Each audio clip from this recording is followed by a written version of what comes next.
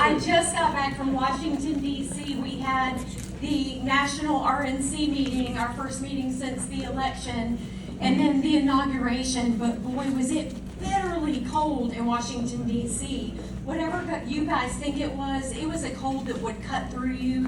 There was really no way safely that they could have held the inauguration outdoors. But I do also want you to know there were literally $1 million donors that did not get a seat inside the rotunda or even the overflow seating. So we owe our donors a big thanks for their support of President Trump. But they didn't get their seats and we didn't get the seats either. But we had a good time with North Carolina, didn't we? We really did. So I'm going to try to go through this quickly. Some of Trump's agenda for America First, because that truly is what we're talking about. So far in Trump's cabinet, we do have confirmed Marco Rubio, Secretary of State, already doing good work in getting prisoners released. John Ratcliffe, CIA Director, can't wait to see that go down. Yep, Pete Hegseth, by the end of his Secretary of Defense. And then Christy Noem, Homeland Security, also can't wait to see what she has to do. This week, they're talking about Kennedy for Secretary of Health. Some of you might be for that, some of you might not be for that. I do own child care centers and preschools. I am very much invested in Make America Healthy Again. I don't care for the vaccine packages coming out for children. I think our food needs to be safer. I think there's too much ADD, ADHD, and we need to take a good look at our food sources in China in our food sources. So I'm excited about Kennedy. Cash Patel for the FBI.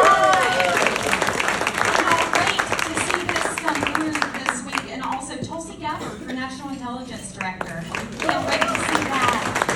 A few of the pending confirmations are Pam Bondi. I can't believe she hasn't been confirmed yet. Cannot wait to see Pam Bondi and what she comes out with. Doug Collins, Veterans Affairs, Elise Stefanik. I heard from her while I was in D.C. last week. She is a superstar. We're going to see good things from her at the UN.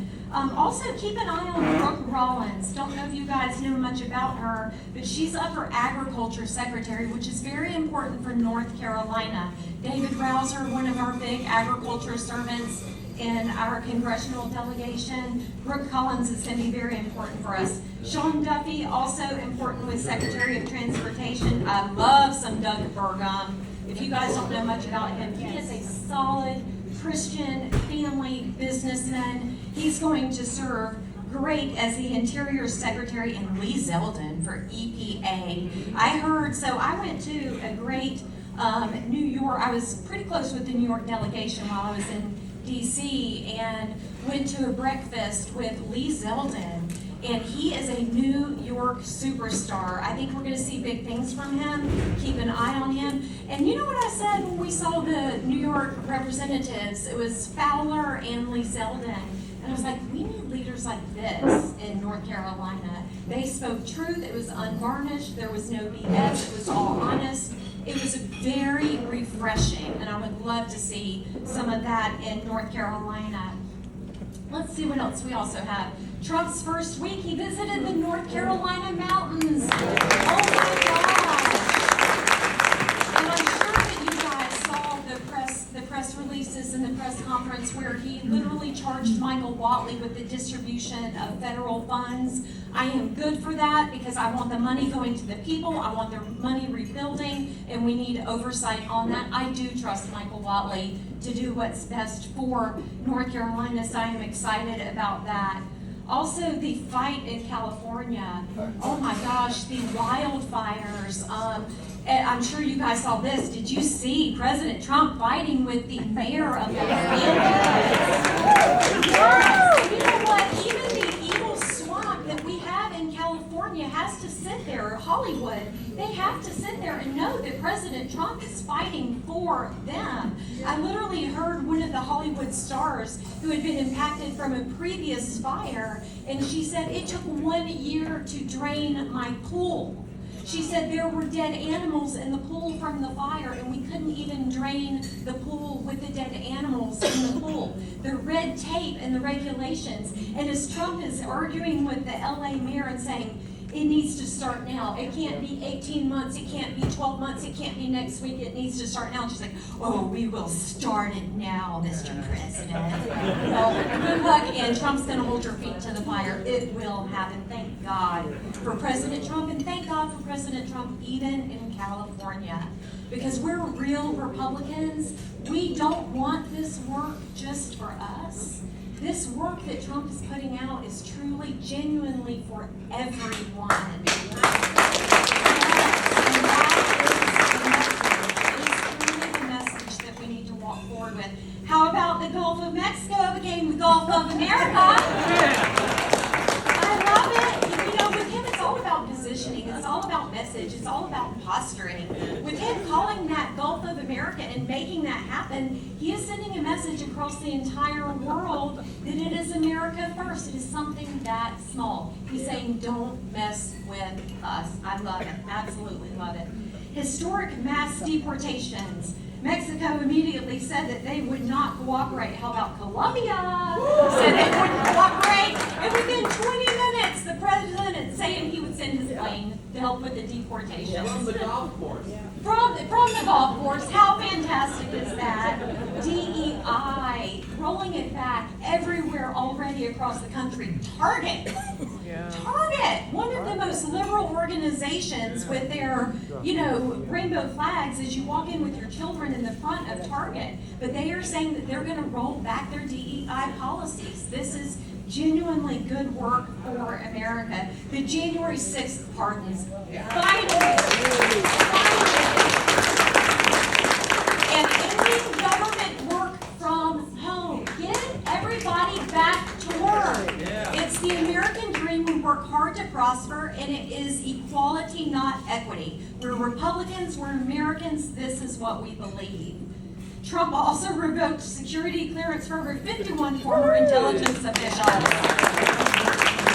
Related to Hunter Biden's laptop. Good for him. Good for him. He also fired 17 inspector generals, and he ordered troops to the U.S. border. So also, I want you guys to know, Susie Wiles is Trump's new chief of staff. I've met her and talked with her several times personally. She is not an open book, but you do not mess with Susie Wiles. I think she's going to be a fantastic chief of staff for Donald Trump. He also, this goes in relation with him, he really works well and gets along well with women. He genuinely does. Susie Wiles will not suffer fools. She will not suffer drama. It's going to be a very tight ship, only related to the America First agenda. That's their only vision. They have 4 short years to get this in place. Did you guys see Trump in Davos? Did you see his recorded speech? So fantastic. And the WEF, he put all of them on notice. And this is after, if you remember, when he was president, 4 years ago, he walked out of the G7 summit, he walked out of Davos summit, and then here he is 4 years later putting them on notice that America is back. It is America First policies, telling them that everything that they are doing in Europe right now is stupid and that they need to get on the ball. Which I really also love, because I'm going to a meeting in Charlotte with a whole bunch of liberals on Wednesday, and there is a representative there from the United Nations, and she's speaking about the EU, about the European Union. So I can't wait to hear their take on the spin, but I want to see what they have to say about Trump.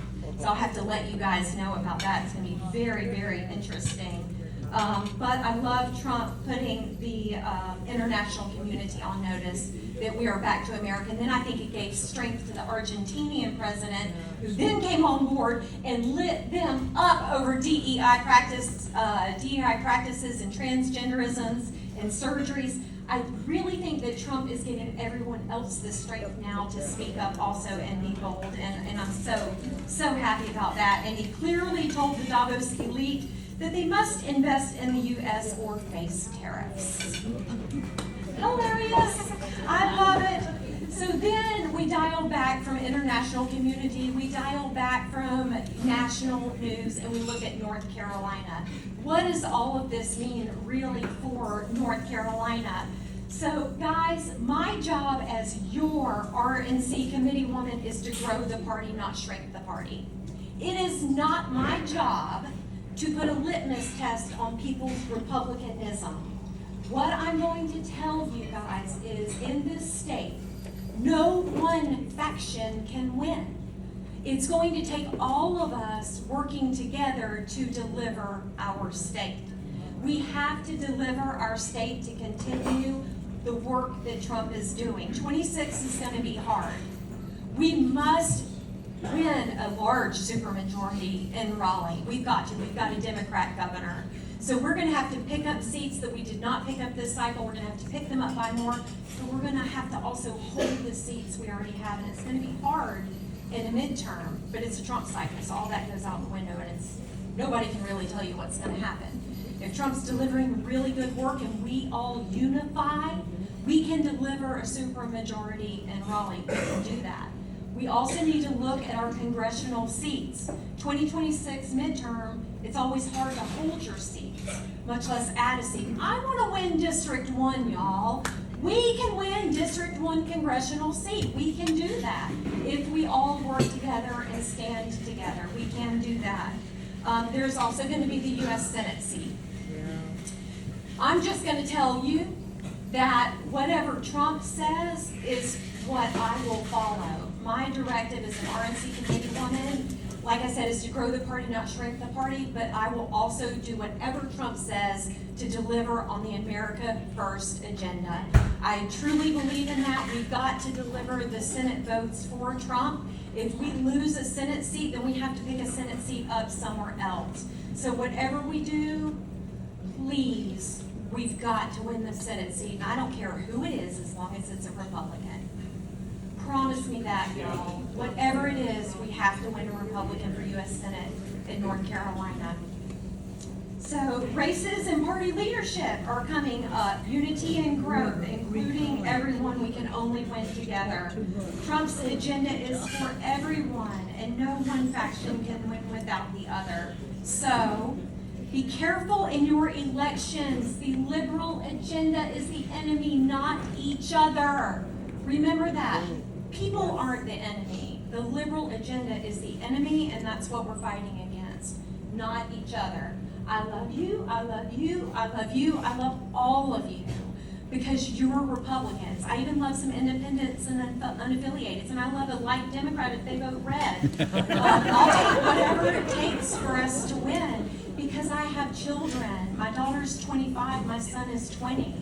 I want to deliver an America for them.